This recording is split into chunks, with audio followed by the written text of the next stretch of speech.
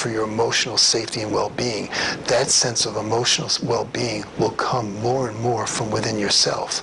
And parents today have an extremely difficult time about saying no. If I'm a parent and I had a really difficult childhood and have lots of missing pieces of this positive self-esteem that I need, what I'm saying on the outside is, I'm going to have this child and they're not going to go what I went through, and they're going to get all the love that they needed. But what the parent is saying inside, that's being controlled by the inner child, is, I'm going to finally have this child, and it's going to be a source of all the unconditional love that I never had. And in that case, that parent's going to have a hard time saying no to that child because they want that child to continue to love them. You know, a child loving you feels wonderful, and it should feel wonderful. And that's perfectly okay. But when it gets to the point where it stops you, when the parent needing that love from the child is more important than the parent understanding that they need to set limits for the child's sake, that's when it can become toxic. And that's when there's this role reversal where the child is almost coming into the world having to give all this unconditional love to the parent and having basically to parent them. And there's that little bit of a role reversal. And that exists to some extent or another in a lot of relationships today, but more and more it's existing at a more toxic level. So setting calm and appropriate limits for your child is really and truly one of the most loving things that you can do for your child. Almost all psychological, social, and emotional difficulties children and adults have can directly be traced back to a lack of calm and appropriate limits being set from the ages of 18 months to 5 or 6 years of life. Young children have that feeling of, I want what I want, and I want it right now, and I want it in the exact way I want it.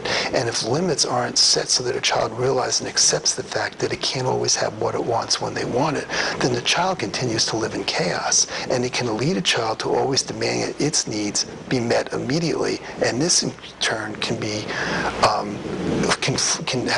can create difficulty in forming healthy relationships that depend on reciprocity in terms of give and take, and in need at times to put the needs of others before yourself. You need to be able, if you're going to have a healthy relationship with others, those other people need to know that you're willing to give and take with them. And this is all part of the development of empathy, compassion, and conscience. Empathy for others, compassion for others, to understand you're not always the only one that has needs and has wants, that you have to, if you want other people to like you, you're going to have to give that. And it can lead to conflicts with other children. It can lead to conflicts with teachers at school as a child becomes very demanding of that teacher without realizing the teacher has to share their attention with 10, 15, 20, 25 other kids.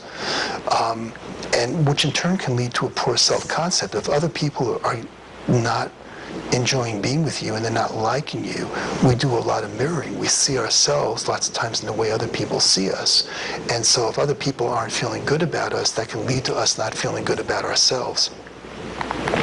It can also lead to a variety of things that are connected to a person's need to say no to themselves or to do things that are necessary but not necessarily fun. For example, difficulty getting themselves to do homework or refusing to do chores, which later in life can lead to difficulty at work, difficulty with accepting no for an answer, and saying no to yourself can also lead to overeating.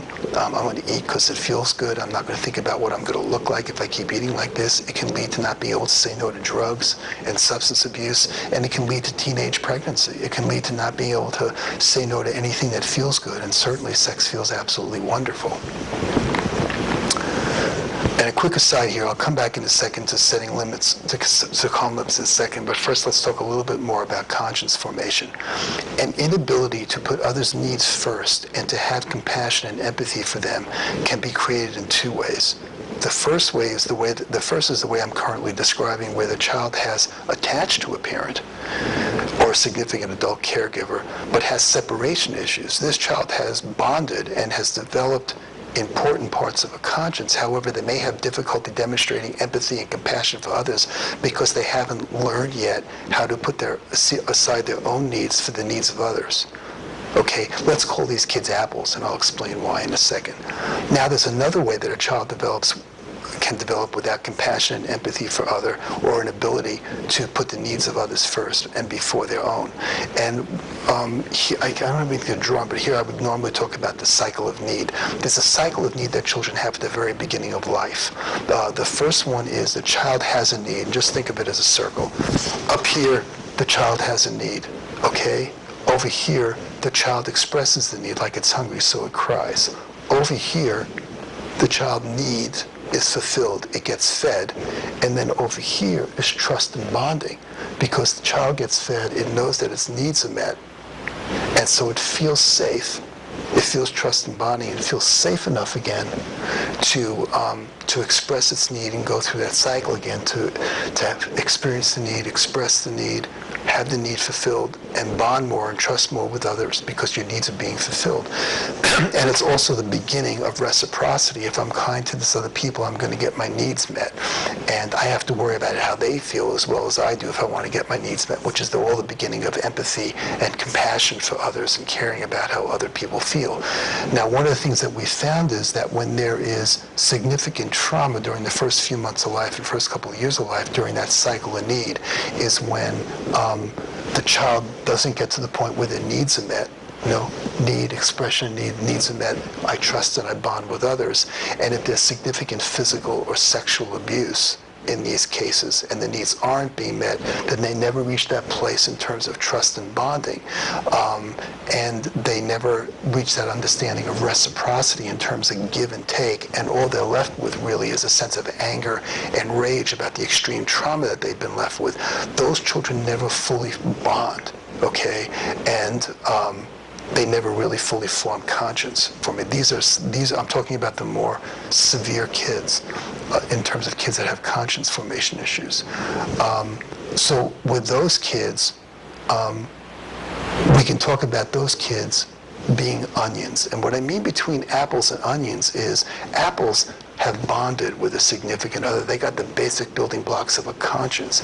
They have a core, okay?